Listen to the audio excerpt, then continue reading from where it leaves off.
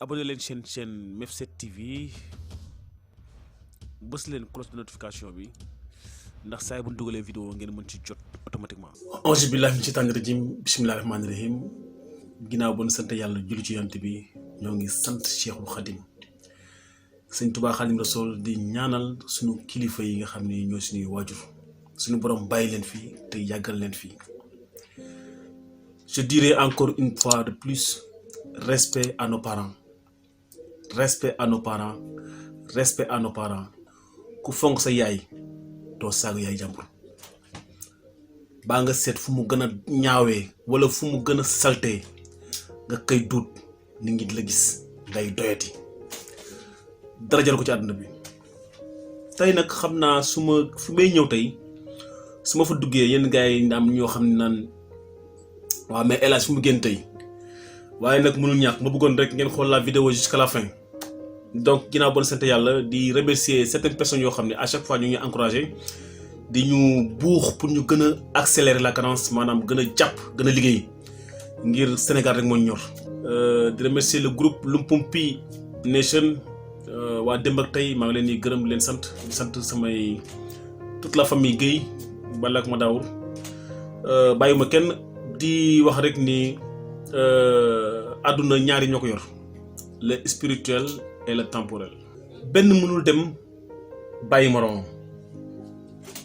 ma ne benn mënul dem bàyyi moroomam ci ñaar ñi le spirituel et le temporel muy zahir ak batin. parce que day baax léeg-léegi ngay fàttaliku ñenn ñi nga xam ni ñoo bokk àdduna bi bokk dund bi te ñu def ay preuve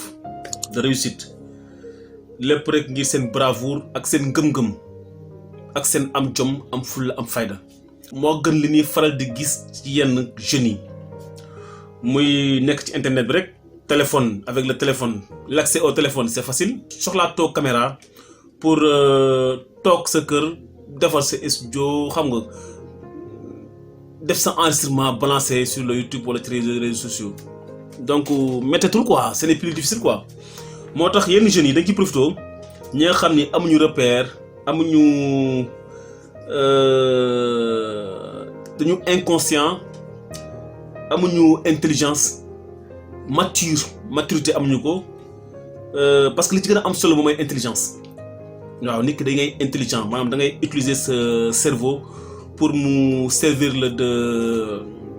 de positif quoi. comme ki nga xam ne moom la ñu cité ni mu def nga xam ni depuis ses débuts fekkewuma ko ndax boobu peut-être xale laa woon. judduma woon mais d'après ci ñu mag ñi li ñuy nettali ci jaar-jaaram nekk na loo xam ni ci zahir war nañ mën référé wu ci moom xool li gën ci moom ñu récupéré ko ngir mën ko utiliser ndax Sénégal ku xool Sénégal bu njëkk ba donc comme pays de la teranga nu koy waxee cette fois rek y avait une musique boo xam ni c'était musique bu ñu importé la woon.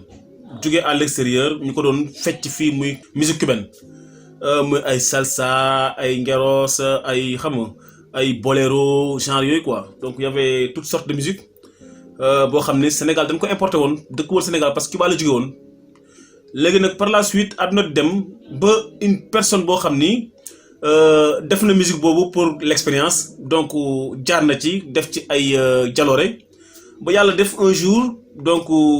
mu am identité boo déggee identité sénégalaise mooy le seul rythme bi nga xam ni Sénégal la existé muy sabar muy ci fecc bi ak ci tëgg bi Sénégal la existé donc ñoo ko moom c'est ça nous est propre quoi ñoo ko moom suñu culture la suñu baax la. donc cette personne là créée avec intelligence bi ñu am ak soif de réussite ak am ambition am vision de l'avenir am gis-gis am bëgg-bëgg donc di xool fu sori mu permettre à ce que mu créer une musique boo xam ni ça nous appartient à 100% foo ko déggee da nga xam ni lii Sénégal la. donc cette personne nit kooku maanaam xeex ko li fa amoon bu njëkk ba mooy bu nu mosaa def musique cubaine gars yi tëgg soirée bu nu paree ñu séddoo xaalis bi ñii dem naani ñi dem ànd ak yenn jigéen ñi dem taxawaalu mais moom ba mu ñëwee dafa changer la donne donc loolu mooy nit doomu aadama ak ci loo mënti nekk muy ci zaahir bi ak ci baatin bi foo mënta nekk ci àdduna waaye nag bi gën bi lañ ci taamu ndax yàlla suñu borom mi nga xam ne moo ñu sàkk jàng ma alxuraan nag xaw ma xiisa mun ma wax benn addis boo xam ni war mën na waar doomu aadama waaye nag sama xel ak sama expérience ak sama xam-xam laay utiliser pour servir à la population sénégalaise te chaque fois lu lay ñaan yàlla suñu borom dafa sàkk nit ne dee leen ma tooñ soo leen ma tooñul di ma jéggalu ma indi fi ñoo xam ne dañ may tooñ mais dafa laaj dëgg nag loolu yàlla suñu borom wax waaye nag bu nu fàtte ni que wàkkee na fi ay yonent ngir jubbanti doomi aadama yi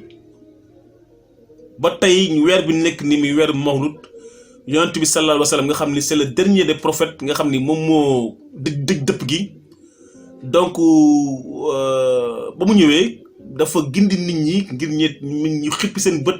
tege ci l'islam muy alxuraan julli waxtu juróom jéggulu ñaan yàlla suñu borom mu ñuy may nangam ak nangam ak lu bëri yoo xam ni yàlla mu gën a xam maanaam zaahir ak baatin ñoo ànd benn mënul dem bàyyi moroom donc cette personne là ba mu ñëwee mu fexe ba créer la musique mbalax boobu mu ci def lu doy waar créer ci un rythme boo xam ni suñ ñun ñoo ko moom foo ko déggee rek da nga ne ah c'est les Sénégalais te loolu dafa am importance ci